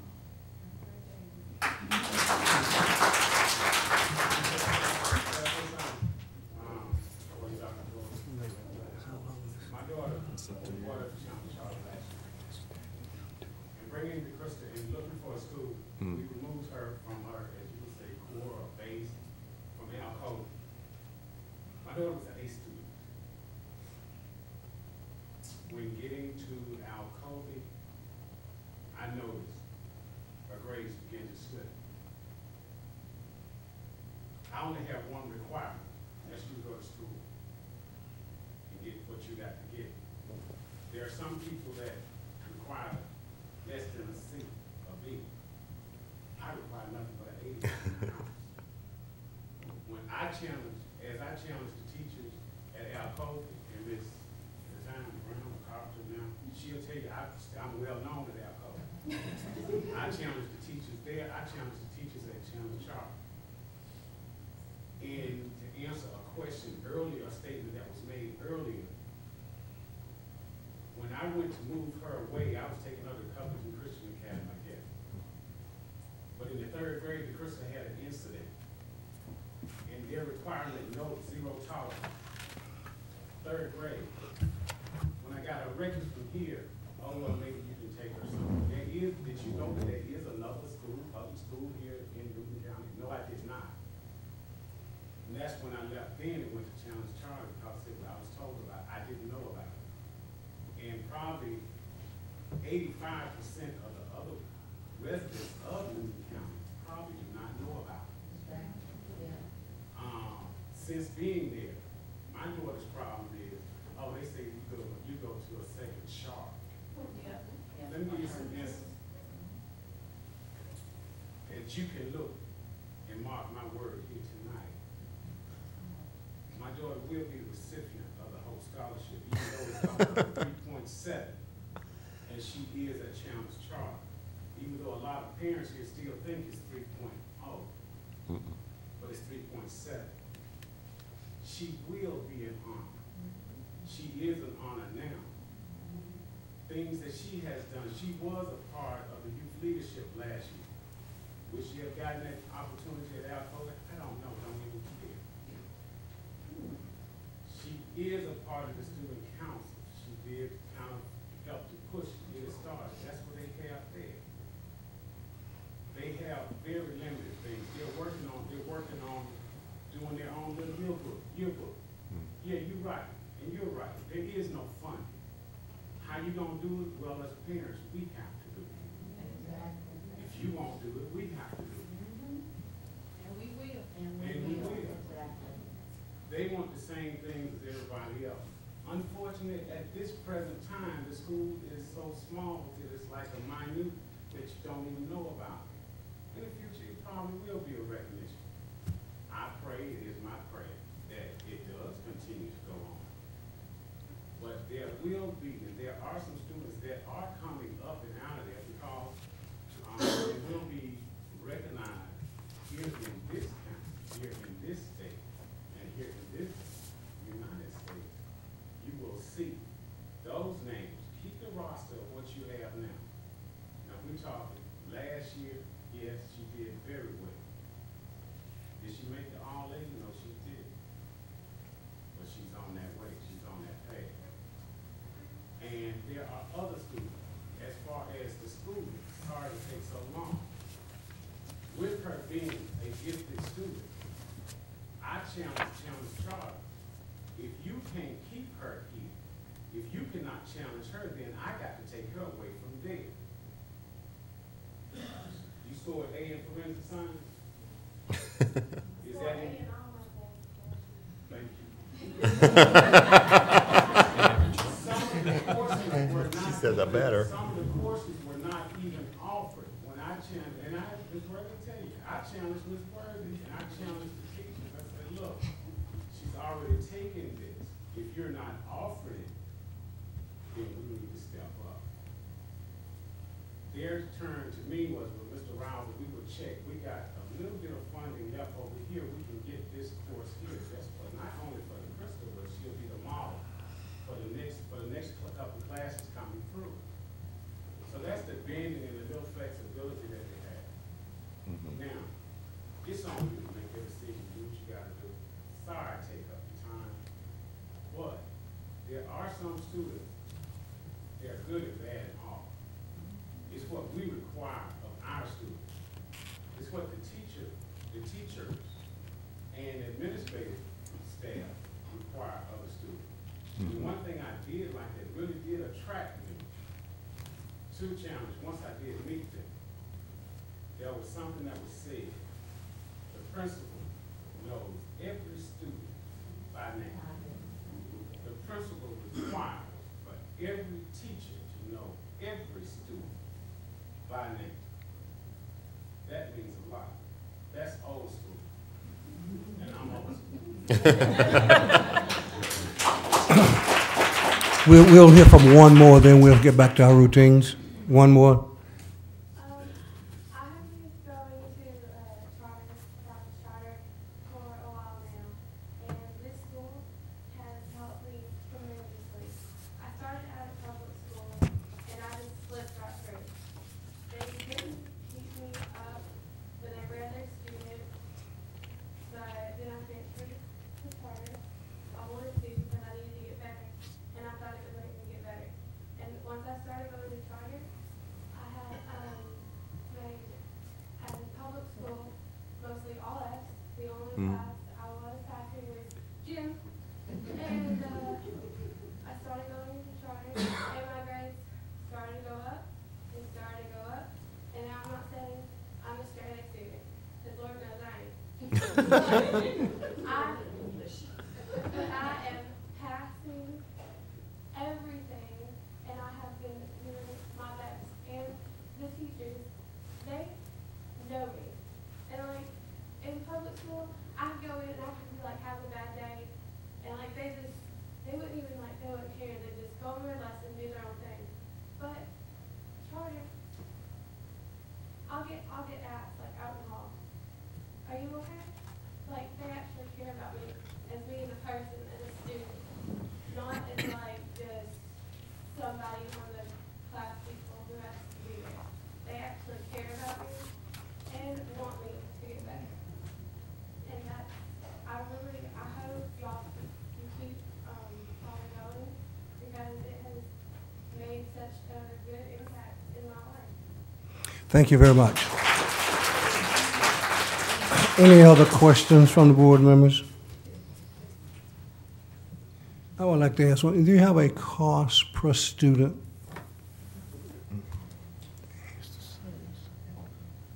If you don't, it'll be fine. I can get it later. Thank you. If no other comments, Dr. Matthews? The board's heard the presentation tonight of the response to our inquiry. We've heard testimony tonight from various parents and teachers and students and the principal. And so the board has a very important decision before it a week from today. And we'll see where the board ends up at that point. Unless the board wants to tell me tonight that you want to go ahead and extend this contract, we can go ahead and make that clear tonight. It's just the board's call. There you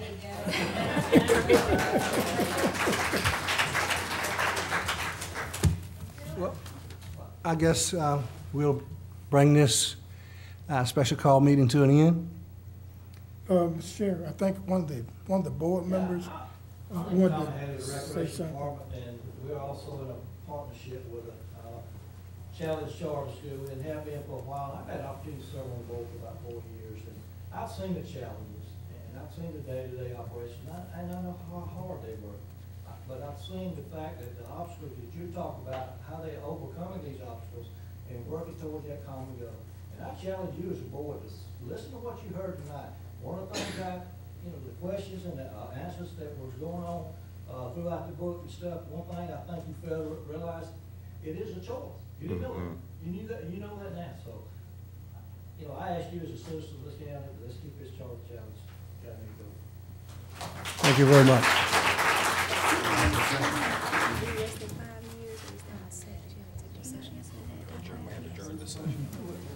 Excuse me. Go ahead. I'm sorry. I didn't hear the question. Do you know this? Do they have the option to do this? Oh, yes, I know the answer. Okay, that's Yes. fine. If you know the answer, I ask. If no further answer, meeting adjourned. Now we have to make a motion to go to executive session. I'm sorry, y'all. Question.